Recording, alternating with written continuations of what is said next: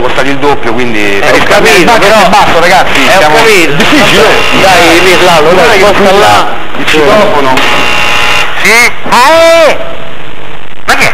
Ma che è Stracut?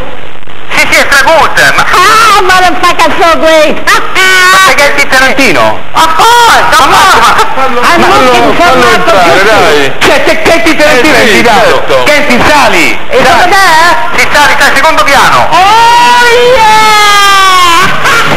Anche dopo suonare qui per noi di Stracute, siamo nel vivo di questa puntata ricca di tanti ospiti. Tarantino, vabbè, signori, Kenty Tarantino!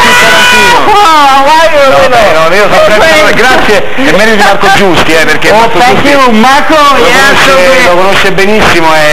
Fantastic house, Marco Giusti house. Eravamo io, Brad Willis, Brad Pitt, Angelina Jolie e Franco con la mano. Franco con la mano. You know Franco con la mano?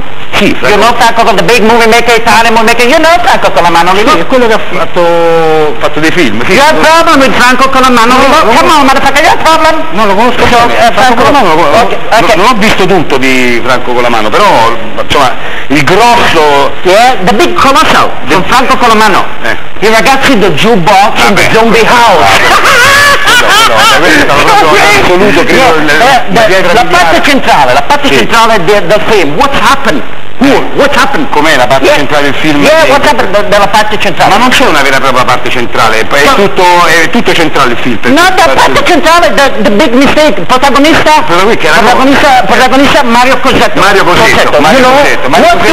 What kind of movie Mario Cosetto? Come on, little motherfucker, you have something to do.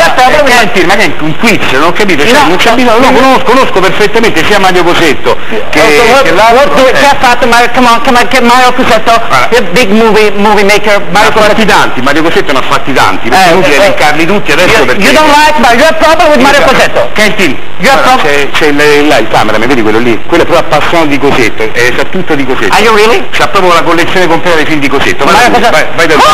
Vai.